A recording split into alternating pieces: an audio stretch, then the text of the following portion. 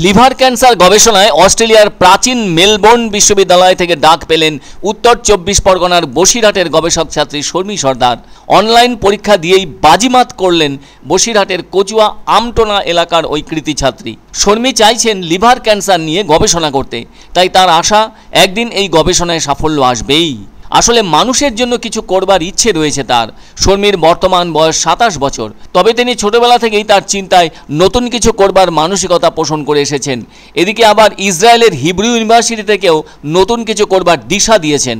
বিশ্বের অন্যতম নামী প্রতিষ্ঠান মেলবোর্ন বিশ্ববিদ্যালয়ে গবেষণা করার আশা ছিল তার দীর্ঘদিনের।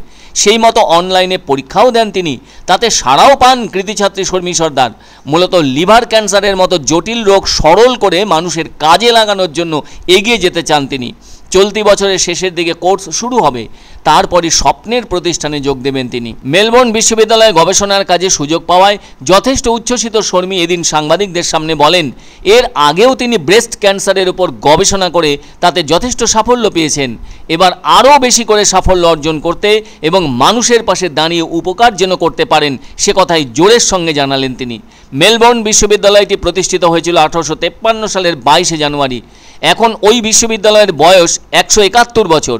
এটি হলো একটি পাবলিক গবেষণা বিশ্ববিদ্যালয়। এই বিশ্ববিদ্যালয়ের নীতিবাক্য হলো, আমি ভবিষ্যৎ প্রজন্মের সম্মানে বেড়ে উঠব।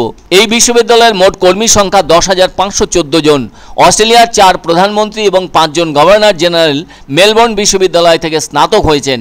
8 জন নোবেল বিজয়ী এই বিশ্ববিদ্যালয়ে পড়ান। বলাই যায় এত বড় মাপের বিশ্ববিদ্যালয়ে গবেষণা করার সুযোগ পেলেন বাংলার বসিরহাটের গ্রামের মেয়ে শর্মী সর্দার। তাও আবার যে সে বিষয়ে গবেষণা নয়, মানবদেহের গুরুত্বপূর্ণ অংশ লিভারকে কেন্দ্র করে, আর তা হলো লিভার ক্যান্সার নিয়ে। লিভার ক্যান্সারের আরেক নাম হেপাটিক ক্যান্সার ও প্রাইমারি হেপাটিক ক্যান্সার।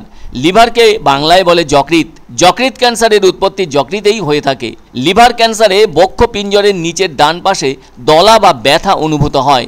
তবে এর হাত থেকে যাতে মানুষকে বাঁচানো যেতে পারে সেই চিন্তাই গবেষণার বিষয় হয়েছে শর্মী সর্দারের। সত্যিই যদি শর্মী সফল হন তার গবেষণার কাজে, তাহলে জয় জয়কার পড়ে যাবে চারদিকে। আর শর্মী নিজেও চাইছেন তার গবেষণায় মিরাকল কিছু বেরিয়ে আসুক মানুষের মঙ্গলের জন্য, আর এটা যেন তার কাছে স্বপ্নের প্রতিষ্ঠান।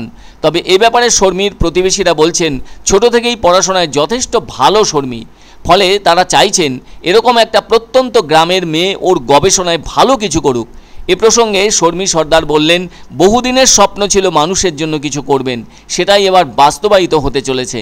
আর তার বাড়ির লোকজন ও প্রতিবেশীরা তাকে খুব সাহায্য করেছেন এ ব্যাপারে বলে জানালেন শর্মী সর্দার। জন্যই লিভার ক্যান্সারে এখন প্রচুর মানুষ আক্রান্ত দেশেও, এবং বেশিরভাগ মানুষই এই রোগে আক্রান্ত। তো আমি চাই যে আমার গবেষণা থেকে যেন আমি নতুন কিছু দিতে পারি মানুষের সামনে, যেটা প্রত্যেকটা মানুষের জন্য উপকৃত হয় এর থেকে।